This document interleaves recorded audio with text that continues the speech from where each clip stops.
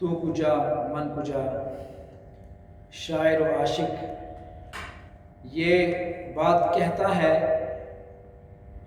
کہ یا رسول اللہ صلی اللہ علیہ وسلم آپ کا رتبہ کتنا بلند ہے، آپ کتنے اونچے ہیں، تو کجا من کجا، یا رسول اللہ صلی اللہ علیہ وسلم میری کیا حیثیت ہے، آپ کدھر اور میں کدھر۔ لیکن پھر بھی نبی پاک صلی اللہ علیہ وسلم ہمارے اوپر کتنا کرم کرتے ہیں۔ تو کجا من کجا، تو امیر حرم میں فقیر عجم، کہ یا رسول اللہ صلی اللہ علیہ وسلم آپ سب سے اونچے ہیں، آپ امیر ہیں، آپ کے پاس سب کچھ ہے، میں فقیر عجم، میرے پاس تو کچھ بھی نہیں سوائے آپ کی محبت کے علاوہ۔ سبحان اللہ۔ پتہ کیا چلا کہ نبی پاک صلی اللہ علیہ وسلم نوٹوں کو نہیں دیکھتے، کسی اور چیز کو نہیں دیکھتے، یہ نہیں دیکھتے کہ اس بندے کا دنیا میں رتبہ کیا ہے، وہ دلوں کو دیکھتے ہیں۔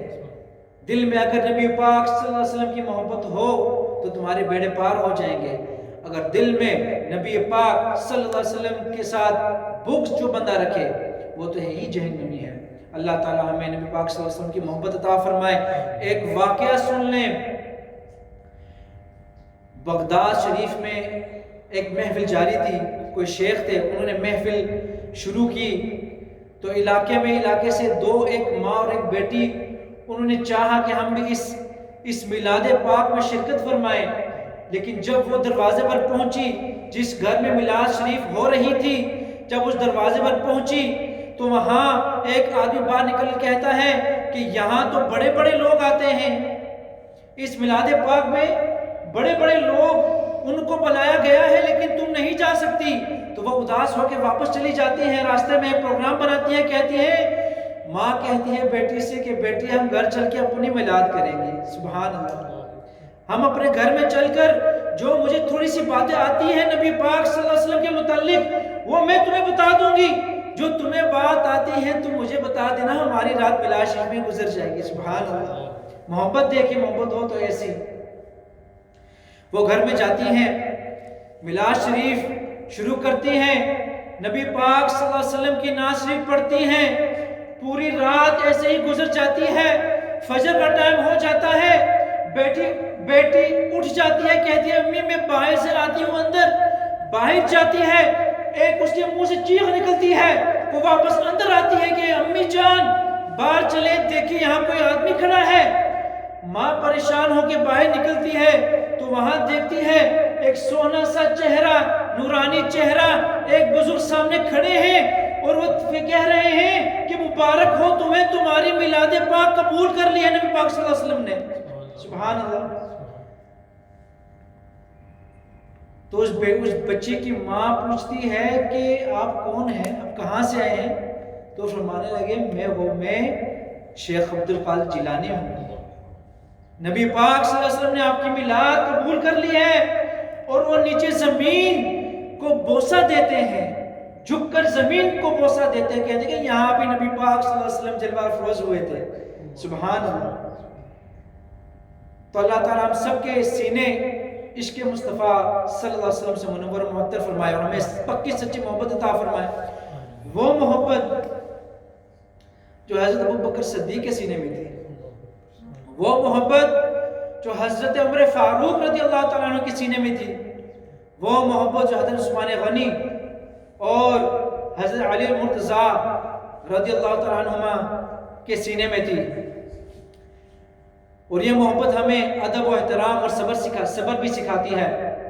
جب حضرت بلال حبشی جب انہوں نے اسلام قبول کیا تو ان کا آقا ان پر بہت ظلم کرتا تھا، ان کے ہاتھوں پر کبھی میخیں ٹوکتا تھا، ان کی زبان پر وہ تپتا ہوا کوئلہ پھینکتا تھا، رکھتا تھا، کبھی رسی سے باندھ کے باقیوں سے کہتا تھا کہ انہیں گھسیٹو۔ اللہ اکبر۔ تو جب بھی وہ حضرت بلال حبشی جب بھی وہ اس کے بعد اٹھتے تو ہمیشہ مسکراتے۔ ایک بار حضرت حسان بن ثابت رضی اللہ تعالیٰ عنہ مکی گلی سے گزر رہے تھے اور انہوں نے دیکھا کہ حضرت بلال حبشی کو ایسے گھسیٹا جا رہا ہے، تو تو جب گھسیٹنا ختم ہوا تو حضرت بلال حبشی اٹھے تو ان کے چہرے پر مسکراہٹ تھی. انہوں نے اللہ تعالیٰ سے کوئی گلہ شکوہ نہیں کیا کہ یا رب العالمین میں نے تیرا دین قبول کیا ہے تو میری مدد فرما. کوئی گلہ شکوہ نہیں کیا بلکہ صبر کیا اور مسکراہٹ چہرے پر ہے. تو حضرت حسان بن ثابت رضی اللہ تعالیٰ عنہ ارشاد فرماتے ہیں کہ اے بلال تمہارے پر تو اتنا ظلم ہو رہا ہے تم اتنے خوش کیوں لگ رہے ہو؟ اللہ اکبر.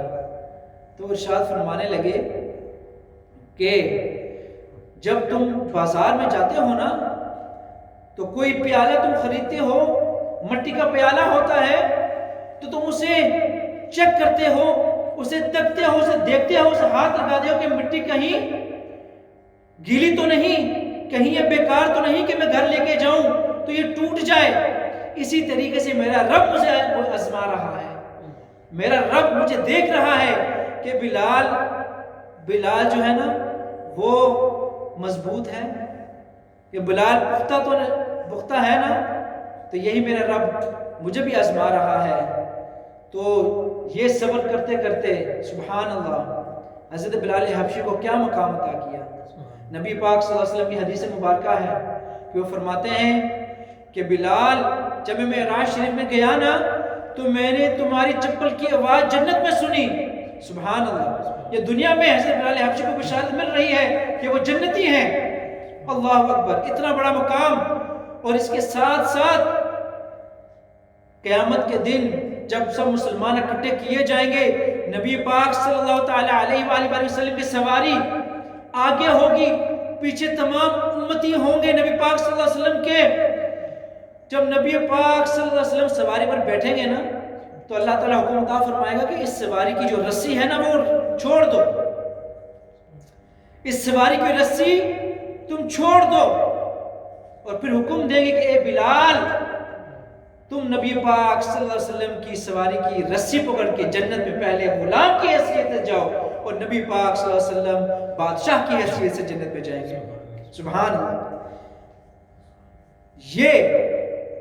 یہ مقام ملا. کتنا اونچا مقام نبی پاک صلی اللہ علیہ وسلم کی محبت کے وسیلے سے، ان کے توسل کے وسیلے سے. اللہ تعالیٰ ہم سب کو یہ باتیں سمجھنے کی توفیق و ہمت عطا فرمائے. My dear brothers of Islam and Iman, the love for the Holy Prophet sallallahu alaihi wasallam is the core part of our Iman, and we need to hold on to this up until we pass away. Because if we hold on to this, inshallah ta'ala, we will be successful in this dunya and we will be successful in the hereafter, and ultimately we will enter Jannat. But if we go in the opposite direction, then the opposite direction to Jannat is Jahannam. May Allah Ta'ala give us all the tawfiq to walk on the Sirat al-Mustaqim and also follow in the sunnah of Rasulullah sallallahu ta'ala alayhi wa sallam and the sunnah of all the Sahaba Kiram Ridwanullahi ta'ala alayhi majma'in. This world is temporary.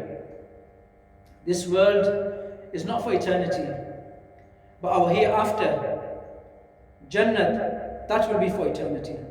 Let us prepare by firstly growing the love in our hearts for Rasulullah sallallahu ta'ala alayhi wa sallam, and also let's follow the message of Rasulullah sallallahu alayhi wa sallam, the message which they sent down to us, the Quran, namaz, roza, hajj and zakat. My dear brothers, nowadays we miss so many namaz, so many salah without any reason whatsoever.